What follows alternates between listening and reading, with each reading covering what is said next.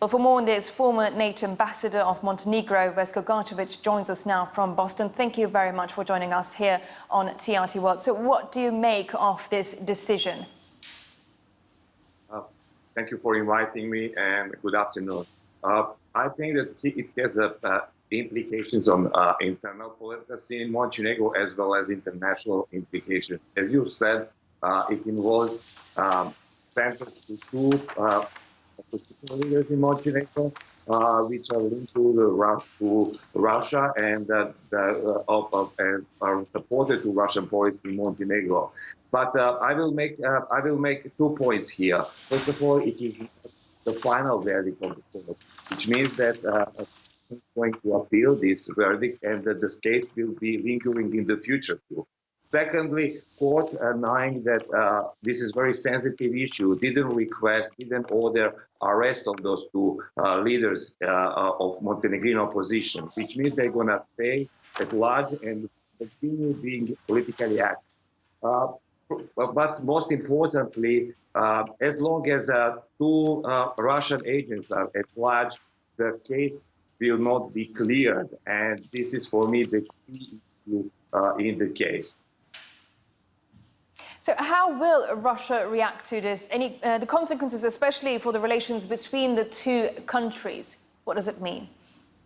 I'm sure that Russia is going to react officially and denounce this verdict or deny its involvement, as Russia has done many times so far, as Russia has done so far in similar cases in Europe.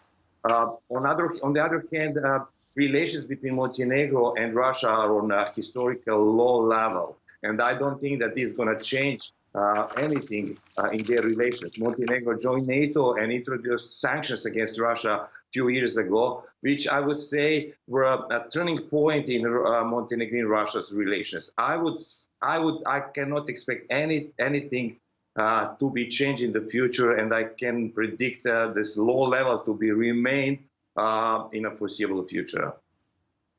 And in terms to Russian interference in the Balkans, is it safe to say that Russia is using the Balkans as its playground to destabilize Europe?